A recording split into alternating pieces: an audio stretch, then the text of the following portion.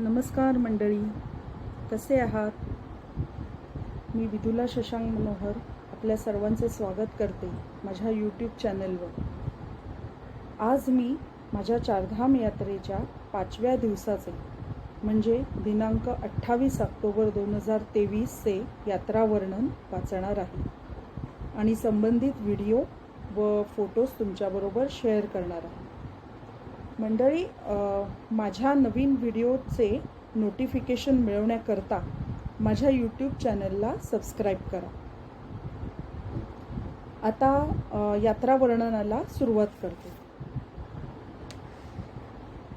आज सकाळी उशिरा म्हणजे 7-7:30पर्यंत उठलो.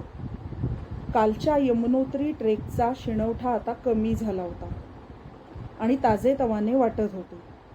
आज अंदाजे 90 किलोमीटरचा उत्तर काशीला जाण्याचा मोठा प्रवास करायचा आहे. पहाडातला गोल गोल वळणावळणाचा प्रवास खूप कठीण असतो. ज्यांना बस लागते त्यांनी सकाळी ब्रेकफास्ट नंतर लगेच गोळ्या पण घेतल्या होत्या. आज ब्रेकफास्टला उपमा आणि गरम आलू पराठे यांच्याबरोबर बटर, दही आणि लोणचे हे पण होते. झोप तर चांगली झाली होतीच, त्यामुळे भरपेट ब्रेकफास्ट करून निघालो. आता वाटेत प्रकटेश्वर महादेव मंदिर बघण्यासाठी एका डोंगरावर चढून गेलो होतो. एक छोटा ट्रेक झाला त्यानिमित्ताने. हे मंदिर खूप प्राचीन आहे. त्याचा जीर्णोद्धार 1856 साली त्या भागातील राजाच्या राणीने केला होता आणि 1999 साली तिथे दुर्गादेवीची मूर्ती प्रकट झाली असे स्थानिकांकडनं कळले आणि तेव्हा तिचे देऊळ बांधण्यात आले. तेव्हापासून तिथे नवरात्रीचा उत्सव होतो. हे मंदिर म्हणजे तिथे एक गुंफा आहे आणि त्या गुंफेमध्ये शेषनाग व गंगा प्रकट झाले आहेत असे म्हणतात. आता तिथे शेषनागाचे पाषाण आणि गरुडाच्या मुखाचे पाषाण बघायला मिळते. त्याचबरोबर जसे केदारनाथ येथे शिवलिंग बैलाच्या धडाचे आहे, तसेच येथे स्वयंभू शिवलिंग पाहायला मिळते. त्यामुळेच इथे शंकराला गुप्त केदार म्हणतात आणि गंगेला गुप्त केदार गंगा असे म्हणतात. इथे माता पार्वतीची पण मूर्ती आहे. ही गुंफा खूप अरुंद असून आतमध्ये बसून आणि सरपटत जावे लागते. त्यामुळे एका वेळी फक्त 5 व्यक्ती आतमध्ये जाऊ शकतात आणि त्यामुळे दर्शनास पण वेळ लागतो. दुपारी 3 वाजेपर्यंत सर्वांचेही दर्शन होऊन आम्ही पुढे निघालो आहोत. वाटेत एक खास थंडगार पेय पेलो. ते पेय जंगली लिंबू, पुदिना आणि भीमपाला नावाच्या एका औषधी वनस्पतीपासून तयार केले होते असे कळले. हे पेय म्हणजे एक चवदार एनर्जी ड्रिंकच होते. त्यात पहाडी मीठ घालतात आणि त्यामुळे खूप मस्त चव येते. हे पेय घेतल्यानंतर आम्ही जो एक छोटा ट्रेक केला, प्रकटेश्वर महादेव मंदिर बघितले, त्याचा त्या ट्रेकचा शिणवठा निघून गेला आणि पुढचा प्रवास सुरू झाला आहे. आज आम्ही 6 वाजेपर्यंत उत्तर काशीच्या मातली गावात हॉटेलला पोहोचलो. उत्तर काशीला कपिल मुनींची तपोभूमी असे म्हटले जाते. यासंबंधी एक गोष्ट इथे ऐकायला मिळाली. ती अशी: सागर नावाचा एक प्रभू रामचंद्रांचा पूर्वज होता आणि तो खूप पराक्रमी होता. त्याने अश्वमेध यज्ञ केला होता आणि तो जगज्जेता झाला होता. त्याचा यज्ञाचा अश्व पृथ्वीवर सगळीकडे विजयी होऊन फिरत होता. तेव्हा देवलोकात इंद्राला भय वाटले की हा देवलोकही पादाक्रांत करेल अशी त्याला शंका आली, अशी भीती वाटली. म्हणून त्याचा घोडा रोखण्यासाठी तो कपिल मुनींच्या आश्रमामध्ये लपवला गेला आणि कपिल मुनी त्यावेळेस फार मोठ्या तपस्येमध्ये होते, तपश्चर्येत होते. त्यांना माहीतच नव्हते की घोडा आश्रमात आहे. आणि मग घोड्याचा शोध घेत 60,000 सागर राजाचे पुत्र तेथे पोहोचले. असे म्हणतात की सम्राट सागराला 60,000 पुत्र होते. ते त्या घोड्याचा शोध घेत त्या आश्रमामध्ये पोहोचले. त्यांना घोडा सापडल्यावर त्यांनी कपिल मुनींना युद्धासाठी ललकारले. तेव्हा कपिल मुनींची तपस्या भंग झाली आणि त्यांनी डोळे उघडले. त्यांच्या डोळ्याचे दिव्य तेज त्या सागरपुत्रांना सहनच झाले नाही आणि ते भस्मसात झाले. पुढे सागर सम्राटाने तपश्चर्या केली, कपिल मुनींच्या सांगण्यावरून तपश्चर्या केली आणि ह्या त्यांच्या पुत्रांना गती मिळवण्यासाठी खूप मोठी तपश्चर्या केली, पण त्याच्यात तो अयशस्वी झाला. मग त्याच वंशातील पुढच्या पिढीने म्हणजे अंशुमन राजा, त्याचा मुलगा दिलीप राजा यांनी पण खूप प्रयत्न केले, मोठ्या मोठ्या तपश्चर्या केल्या, पण कोणालाही यश आले नाही आणि गंगा काही अवतीर्ण झाली नाही. आणि मग असेच पुढे त्याच वंशामधील भगीरथ राजाने, म्हणजे जो दिलीप राजाचा मुलगा होता, त्याने अशीच खूप कठीण तपश्चर्या केली आणि यावेळेस मात्र त्याला यश आले आणि गंगा नदीला त्याने पृथ्वीवर आणले. आता गंगा नदीला पृथ्वीवर का आणले गेले तर कपिल मुनींनीच सागर पुत्रांचा उद्धार हा त्यांच्या भस्मावरती गंगाजल छिडकले तरच होईल हे सांगितलेले होते. आणि त्याच्यामुळे गंगा नदीला पृथ्वीवर आणण्यासाठी ह्या तपश्चर्या केल्या गेल्या होत्या. पण त्याआधीच्या कोणत्याच राजाला यश आले नव्हते आणि गंगा पृथ्वीवर आलेली नव्हती, पण भगीरथाने ते करून दाखवले आणि त्यामुळेच तिथे गंगेला भागीरथी असेही म्हटले जाते.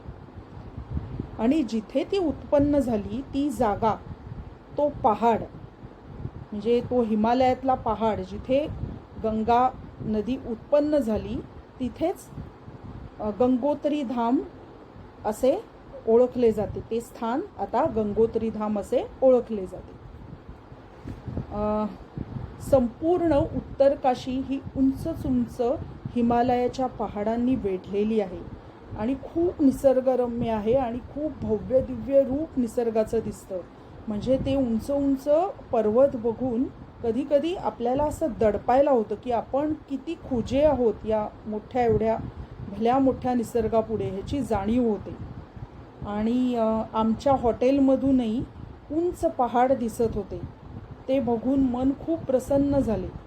मग तिथे मातली गावातल्या त्या हॉटेलवरती पोचल्यानंतर थोडा वेळ रूमवर विश्रांती घेऊन रात्री 8 वाजता जेवायला डायनिंग हॉलमध्ये गेलो.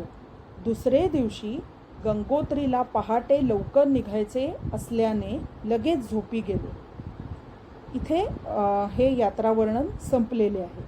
आता मी तुम्हाला त्या दिवशी जो आमचा मोठा प्रवास झाला उत्तर काशीला पोचण्यासाठी, त्या प्रवासामध्ये प्रकटेश्वर महादेव मंदिर आम्ही बघितले आणि जाताना जो काही एक सुंदर निसर्गरम्य असा आमचा प्रवास झाला, त्या प्रवासात घेतलेलं काही क्षणचित्र आणि व्हिडिओज आता मी तुमच्याबरोबर शेअर करते.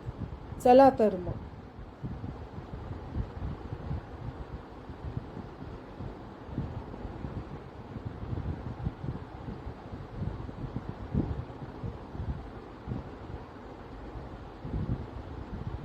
आता हा जो पहिला व्हिडिओ आहे हा दाखवते मी तुम्हाला. हा आम्ही निघालो नवगावमधून, त्या नवगावच्या हॉटेलमधून दिसणारा हा नजारा होता. म्हणजे हे पारकोटला आहे नवगाव, तिथून आम्ही उत्तर काशीला निघालो. असं ते नवगाव सुद्धा खूप सुंदर निसर्गरम्यच होते आणि पूर्णपणे असे डोंगरांनी वेढलेले होते. आता ह्याच्या पुढचं हे एक क्षणचित्र आणि हे त्या हॉटेलच्या टेरेसमधनं आम्ही घेतलेलं होतं.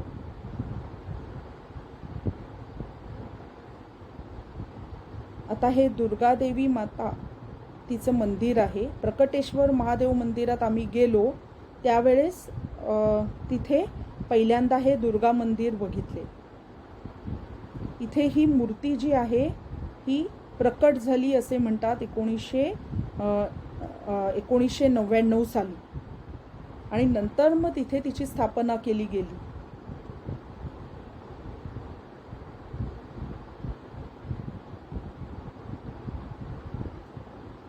हे त्या डोंगरावरती गेलो होतो तेव्हा जाताना आधी दुर्गा मंदिर आणि मग वरती प्रकटेश्वर महादेव मंदिर आहे.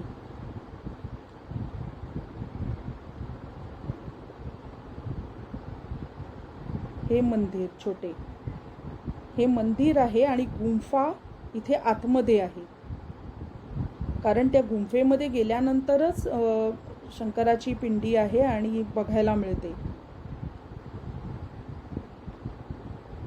ही आहे शंकराची पिंडी आणि ही स्वयंभू आहे असे म्हणतात. हे गुहेत गेल्यानंतरचं आहे. एका वेळेला 5 माणसंच जाऊ शकतात.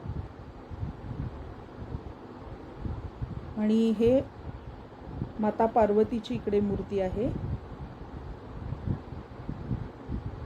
आणि गरुड मुख आणि हे बघा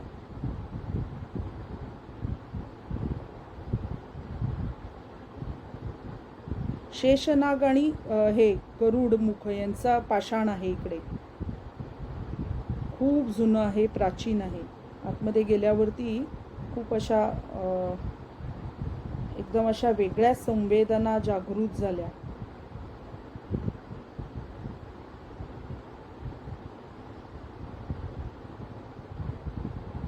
हा त्या डोंगरावरती जाण्याचा रस्ता. ही कमान आहे, इथून आम्ही आतमध्ये वरती गेलो. प्रकटेश्वर मंदिर.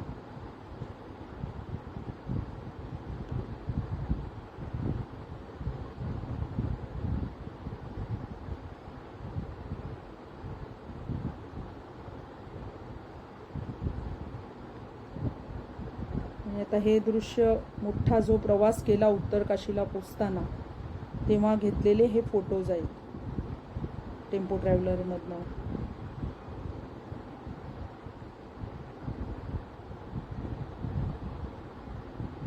सगळं कसं हिरवगार सुंदर पहाड आणि नद्या. नद्या म्हणजे यमुनोत्रीच वाहते. खूप निसर्गरम्य प्रवास होता तो.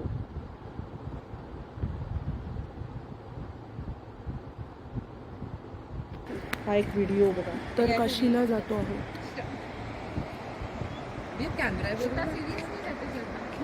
खाली गंगा नदी वाहते. इकडे आता गंगा नदी आहे. उंच उंच पहाड आहे. एडिट करना काय करून ब्लू कर देना थोड़ा ग्रीन करना.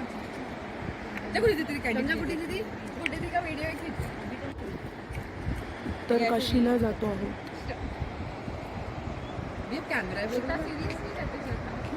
खाली गंगा नदी वाहते.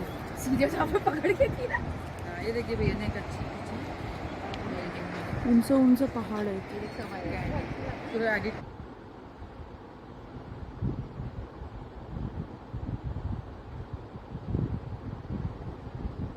तर मंडळी हे होते काही क्षणचित्र आणि व्हिडिओ त्या दिवशी मी घेतलेले होते प्रवासामध्ये. तर आजचं आपलं त्या दिवसाचं वर्णनही संपलेलं आहे वाचून आणि ती मी तुम्हाला फोटो आणि व्हिडिओ पण दाखवले आहेत. त्यामुळे आजचा आपला भाग इथेच संपतो आहे. आता पुढच्या भागात आपण भेटूया. पुढच्या भागामध्ये गंगोत्रीचा ट्रेक असणार आहे, तेव्हा आपण नक्की भेटूया. तोपर्यंत बाय बाय.